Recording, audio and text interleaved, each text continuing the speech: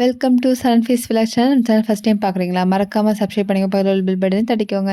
இன்றைக்கி நம்ம பார்க்குறது ஹெல்த்தியான வெஜிடபிள் நூடுல்ஸ் தான் செய்ய போகிறோம். No sauce, no artificial masala. அதுக்கு தேவையான பெரிய வெங்காயம் நீட் நீட்டாக கட் பண்ணி வச்சுக்கோங்க. இஞ்சி பூண்டு கருவேப்பிலை. இப்போ நம்மளுக்கு வேணுங்கிற வெஜிடபிள்ஸ் கட் பண்ணி வச்சுக்கோங்க. வேணுங்கிற ஷேப்பில் கட் பண்ணி வச்சுக்கோங்க. Carrot, beans, capsicum, carrot. இன்றைக்கி நான் அதை போட்டிருக்கேன். உங்களுக்கு பட்டாணி இருந்தால் கூட பட்டாணி போட்டுக்கலாம். ஸோ எல்லாமே பொடியாக கட் பண்ணி வாஷ் பண்ணி எடுத்து வச்சுக்கோங்க. இன்றைக்கி நான் ப்ளெயின் நூடுல்ஸ் தான் யூஸ் பண்ணியிருக்கேன். இது நூடுல்ஸை நீங்கள் தண்ணியில் உப்பு எண்ணெய் ஊற்றி நல்லா கொதிக்க வச்சு வடிகட்டி எடுத்து வச்சுக்கோங்க. இப்போ நம்ம அரைக்கிற மசாலா இதுதான். காரத்துக்கு தகுந்த மாதிரி வத்தல், காஞ்ச வத்தலும் தக்காளியும் போட்டு அரைச்சிக்கோங்க. ஒரே ஒரு தக்காளி தான் போட்டிருக்கேன். ஏன்னா நூடுல்ஸ் இந்த மாதிரி தக்காளி போடணும். ஸோ ரொம்பவும் போட்டால் புளிப்பாயிரும். ஸோ ஒரே ஒரு தக்காளி.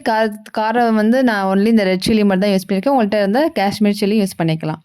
அதை நல்லா நைஸாக பேஸ்ட்டாக அரைச்சி வச்சுக்கோங்க. இப்போ அடுப்பில் வானலில் வச்சுட்டு எண்ணெய் ஊற்றிக்கோங்க. எந்த எண்ணெய் வேணாலும் ஊற்றிக்கலாம். பெருஞ்சீரகம் தட்டி போட்டுக்கோங்க. ஒரே ஒரு பிரிஞ்சி இலை போட்டுட்டு நம்ம வெங்காயம், பச்சை மிளகாய் வேணும்னா கீரி போட்டுக்கலாம். கருவேப்பிலை, கொஞ்சோண்டு மஞ்சத்தூள் எல்லாமே போட்டு நல்லா வதக்கி விடுங்க.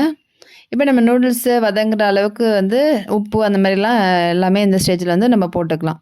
இப்போ இஞ்சி பூண்டு நல்லா தட்டி எடுத்துக்கோங்க, நல்லா நைஸாக. ஸோ அதையும் அதில் ஆட் பண்ணிக்கோங்க. ஆட் பண்ணி நல்லா வதக்கி விடுங்க.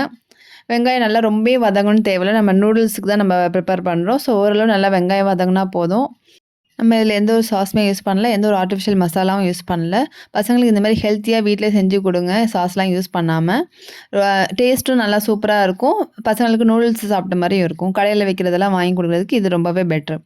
இப்போ நம்ம வெங்காயம் ஓரளவு வதங்கினதுக்கப்புறம் அரிஞ்சு வச்சுருக்க காய்கறி எல்லாத்தையும் ஆட் பண்ணி ஓரளவு இப்படி மூடி போட்டு மூடி வச்சுருங்க. நான் தண்ணி எதுவுமே ஊற்றலை.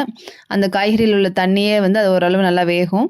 ஸோ நல்லா மூடி வச்சு எடுத்துகிட்டு கொஞ்சம் ஓரளவு வெந்ததுக்கப்புறம் நம்ம அரைச்சி வச்சுருக்க அந்த மசாலா ஊற்றிக்கோங்க. ஊற்றிட்டு அதுக்கப்புறம் அதில் உள்ள லைட்டாக தண்ணி ஊற்றி கழுவி அந்த மசாலாவோட அதில் ஊற்றிக்கோங்க. ரொம்ப வேக வச்சுட்டா நல்லா இருக்காது. ரொம்ப சாஃப்டாக போயிடும். நூடுல்ஸுக்கு சாப்பிட்றப்ப நம்ம வெஜிடபிள் நூடுல்ஸ் நல்லா இருக்காது. ஸோ அந்த தண்ணி ஊற்றினா மட்டும் போதும். இப்போ உங்களுக்கு வேணும்னா பெப்பர் பவுடர் போட்டுக்கலாம், இல்லைனா ஸ்கிப் பண்ணிக்கலாம். நான் பெப்பர் பவுடர் கொஞ்சோண்டு போட்டிருக்கேன். போட்டு ஓரளவு நல்லா கிண்டி விட்டு திரும்பி நல்லா மூடி வச்சுக்கோங்க. இந்தமாதிரி மூடி வச்சு நல்லா அந்த காயெல்லாம் வேகிற அளவுக்கு எடுத்துக்கோங்க. கடைசியாக கொஞ்சோண்டு காஷ்மீரி சில்லி ஆட் பண்ணியிருக்கேன். இதுவும் ஆப்ஷனல் தான்.